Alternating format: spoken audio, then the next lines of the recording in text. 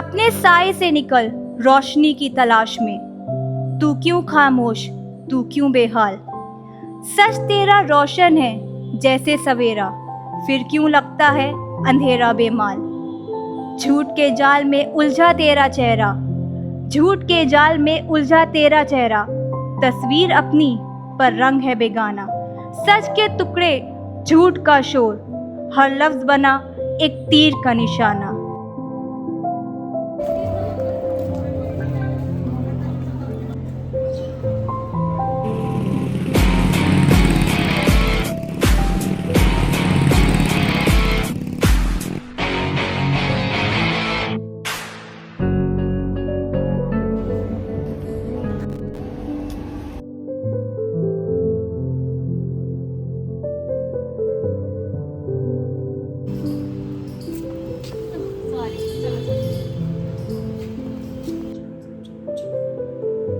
क्या यार, तू पूरा दिन फोन चेक करती रहती है। सिट का मैसेज आया है क्या? बस कर यार, तंग मत कर। अच्छा एक बात तो बता, तू उसके लिए सीरियस है या बस ऐसे ही फ्रेंड है? फ्रेंड तो है, पर वो मुझे समझता है। बाकी सब तो सिर्फ बात करते हैं, पर वो मेरी सुनता है। मुझे अच्छा लगता है यार। Trust me ना, बस एक pick in that red dress, you looking so cute in it. नहीं यार, मैं अभी अच्छी नहीं लग रही। अभी नहीं यार, प्लीज। तू तो वैसे भी सबसे बेस्ट दिखती है। तुझे कोई फिल्टर की नीड भी है?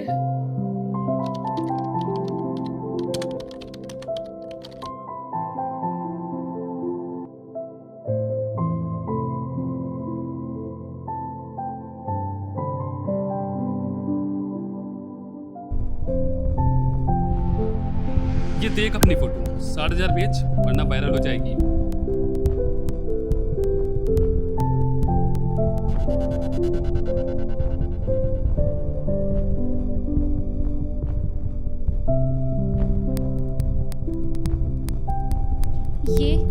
ये क्या है? कौन हो तुम? ये कैसी घटिया हरकत है? क्या चाहते हो तुम? मैंने ये फोटो नहीं भेजी। ये फोटो मेरी नहीं है। अबे सुन, ज्यादा बड़बड़ मत कर। पैसे भेज दे वरना मैं इसे सबके पास भेज दूंगा। किस हद तक जाओगे तुम? किसी की जिंदगी तबाह करने में क्या मिलता है तुम्हें? प्लीज प्लीज, अगर थोड़ी सी भी इंसानियत बची हो तो इसे डिलीट कर दो। प्लीज प्लीज, इसे डिलीट मत दो। देख, तुझे मौका दिया है, टाइम वेस्ट किया तो गलती तेरी होगी। नहीं, मैं एक बार अपनी मम्मी से बात करती हूँ, वो मेरी बात सुनेंगी। हाँ, क्यों नहीं सुनेंगी? वो माँ है मेरी।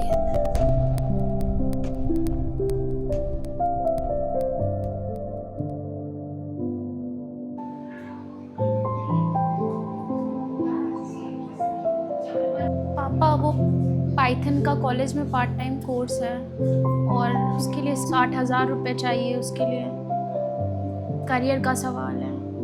बेटा, कैरियर के लिए तो पैसे की कोई बात ही नहीं है। तुम्हें जो ठीक लगे वो करो। हम हमेशा आपके साथ हैं। जहाँ पर आप कहोगे जितने पैसे लगेंगे सब देंगे। Next payment 1.5 lakh.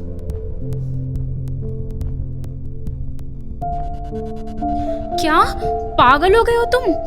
तुमने कहा था डिलीट कर दोगे। मेरे पास अब कोई पैसे नहीं है। बेबी पैसे भेजो, ड्रामा बाद में करना और अपने बाप से बोल देना, उसके पास जरूर होंगे। जितने पैसे थे मैंने जैसे थे तुम्हें सब दे दिए। मेरे पास अब कुछ नहीं है। प्लीज ये मत करो, प्लीज।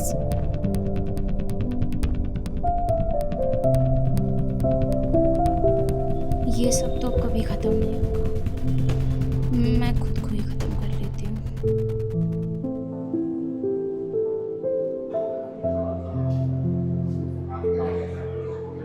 फर्स्ट सेमेस्टर में हम developmental psychology, higher mental process और डेवलपमेंटल साइकोलॉजी ने हमें 3rd सेमेस्टर ले रहे हैं। और आप क्या ले रहे हैं? BA सेकेंडरी में साइकोलॉजी ऑफ सोशल बिहेवियर मुझको दिया गया है। साइकोपैथोलॉजी पढ़ाऊंगी, SEMA पढ़ाऊंगी, हेल्थ साइकोलॉजी। कमेंट नैना, तुम अनन्या कहाँ है?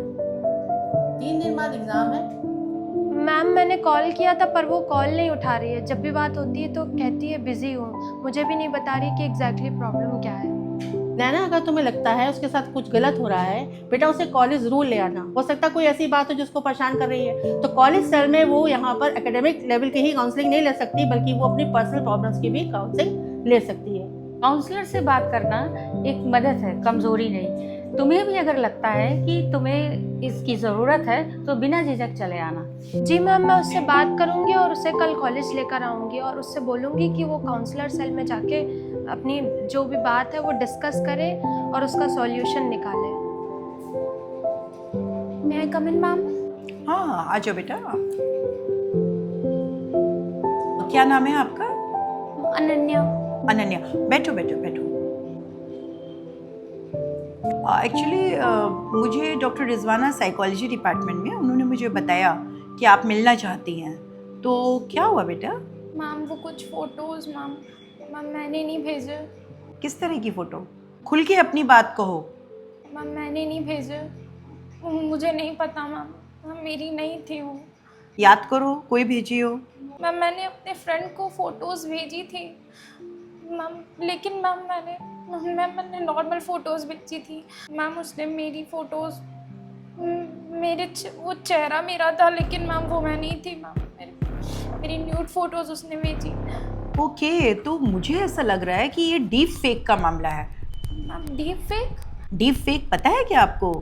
नहीं, आजकल ऐसा होने लगा है कि आपकी जो भी फ़ोटो उनको, चाहे वो आपके डीपी से मिली हो या किसी फ्रेंड ने शेयर की हो, तो आपके चेहरे पर वो कोई दूसरी डिजिटल जो दूसरी फ़ोटो होती है वो डिजिटली वो आपका चेहरा वहाँ पर लगा देते हैं और इस तरह से फिर वो ब्लैकमेल करने के लिए उसको यूज़ करते हैं। तो ये एक्चुअली में आपके साथ डीप फेक हुआ है और इसमें तुम्हारी कोई गलती नहीं है, बिल्कुल घबराने की बात नहीं है। और बेटा ये बताओ, तुमने हमें तो सारी बात बताई, क्या तुमने अपने घर में ये बात बताई? मैम अगर ऐसे ही चलता रहा मैम तो मैं सुसाइड कर लूँगी मैम, मैं नहीं रहूँगी, क्योंकि मैम वो मैं नहीं हूँ। मैंने ऐसी कभी कोई हरकत नहीं की और मैं इस शर्म के साथ नहीं रह सकती मैम। बेटा इतना घबराने परेशान होने की बिल्कुल ज़रूरत नहीं है, यहाँ पर हम लोग हैं, आपकी पूरी मदद होगी। और सुसाइड का तो विचार भी मत लाना, बिल्कुल मत सोचना, क्योंकि ये इस तरह की चीज़ें आजकल साइबर क्राइम बहुत ज़्यादा फैल रहा है और बहुत सारे लोग इसका शिकार हो रहे हैं। लेकिन मैं प्रिंसिपल मैम से बात करके तुरंत इस मामले में इंटरवीन करती हूँ। Just a minute.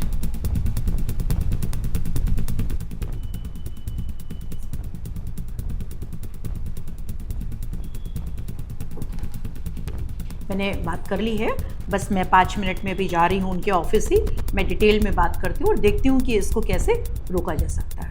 And B relaxed, कोई बात हो आप तुरंत मुझे बताइए।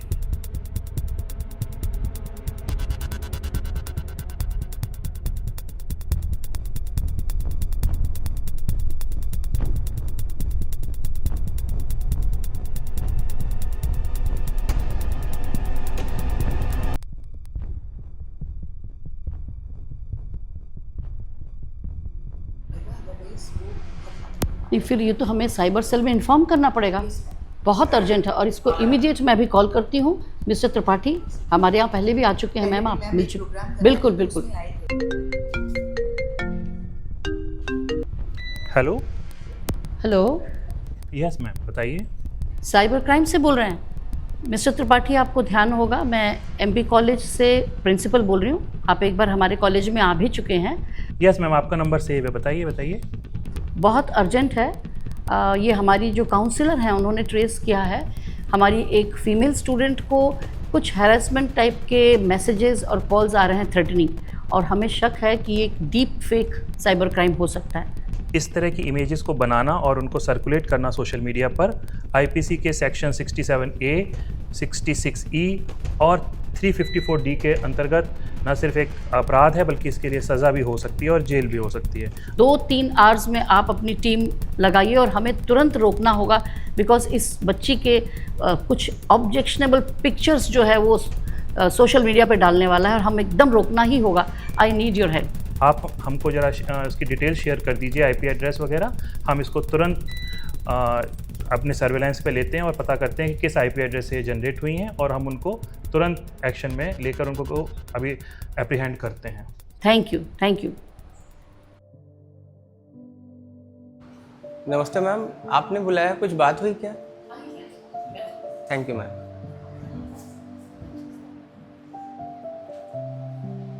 देखिए, इससे पहले कि आप लोगों से कुछ बात तो करनी है, लेकिन एक बात आपको मुझे समझानी भी है कि आप अपनी बेटी पर पूरा विश्वास रखें, क्योंकि वो एक ऐसे मेंटल स्ट्रेस और इमोशनल ट्रॉमा से गुज़र रही है जिसको कि अभी आपको बहुत समझने की ज़रूरत है।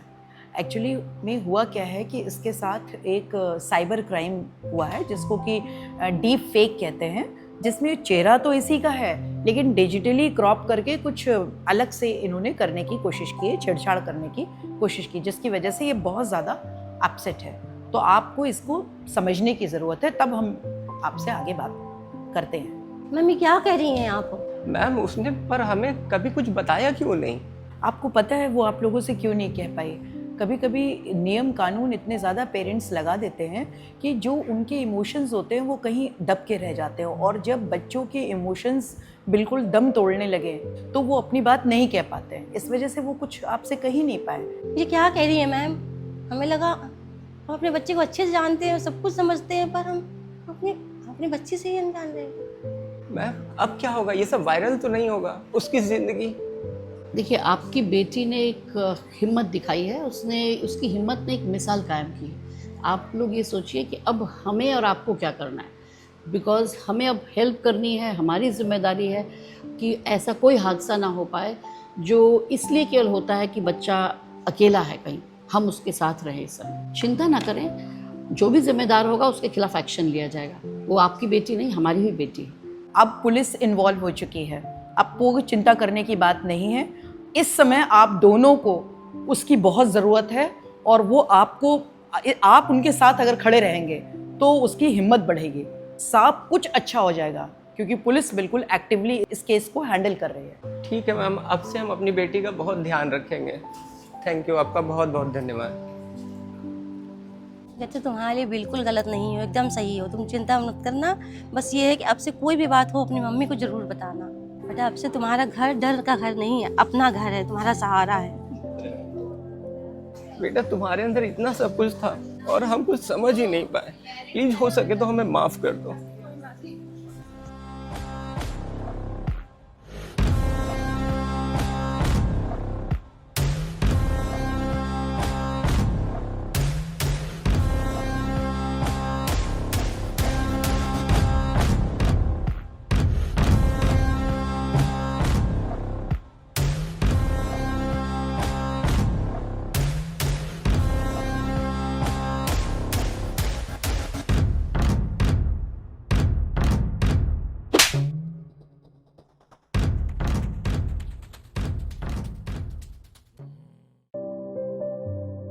डीप फेक एक केवल सॉफ्टवेयर नहीं बल्कि एक सामाजिक और मानसिक आतंक का नाम है। जो भी डीप फेक साइबर क्राइम का शिकार हो रहा है वो धीरे धीरे सुसाइड तक जा सकता था, लेकिन अगर एक लड़की ने हिम्मत की, जैसे हमारी अनन्या ने जो हिम्मत की और हम सब ने मिलकर उसे भरोसा दिखाया, आज ये उदाहरण होगा उन सभी बच्चों के लिए जो कहीं एकांत में अकेले में किसी साइबर क्राइम को अकेले झेल रहे हैं। अब वो समय आ गया है, कभी जब हम अपने दरवाज़ों को सुरक्षित करने के लिए ताले लगाते थे, अब वो समय है कि अपने घर में अकेले पड़े अपने बच्चों को एकांत में होने वाले क्राइम से, जिसको हम साइबर क्राइम कह रहे हैं, उससे बचाने के लिए भरोसे का ताला लगाएं। ये हमारे सामने उदाहरण है। आज एक अनन्या बोली है, कल और भी बहुत सारी लड़कियां चुप्पी खोलेंगी। इस मौके पे मैं चाहूँगी कि अनन्या को मैं यहाँ बुलाऊं, जिसने ये हिम्मत वाला काम किया है। अनन्या। फर्स्ट ऑफ ऑल तो मैं अपनी प्रिंसिपल मैम को थैंक यू बोलना चाहूँगी। देन जिसने मेरी सबसे बड़ी मदद की, हमारे कॉलेज के काउंसलिंग सेल को थैंक यू बोलना चाहूँगी। हमारी काउंसलिंग मैम को थैंक यू बोलना चाहूँगी, जिन्होंने मेरा सपोर्ट किया और मुझे उस जाल से बाहर निकाला। एंड देन मेरे साथ जो भी कुछ हुआ, आज मैं उस पूरे वाक़या को कुछ पंक्तियों में ज़ाहिर करना चाहूँगी। भरोसा किया पर बेवकूफ़ी नहीं, नादान थी पर गुनहगार नहीं। उसने मेरी हंसी को अपना जाल बना डाला और मुझे फांस कर मेरी चुप्पी को अपना हथियार बना डाला। जब आईने से अपनी नज़रें मिलाई तो उन नम आँखों ने बस मेरी ही गलती बताई। जब शर्म और बेबसी ने अपना दरवाज़ा खोला तो मर जा तू, मन बस ये ही बोला। अब कहती हूँ हर उस लड़की से, अब कहती हूँ हर उस लड़की से जो डर में जीती है, गलती तेरी बताना तो जग की रीति है। आज जो तेरे साथ बीती, आज जो तेरे साथ बीती, वो कल शायद किसी और पर बीतेगी। और अगर तूने ना लड़ी खुद से खुद की लड़ाई, तो बता भला तू कैसे जीतेगी।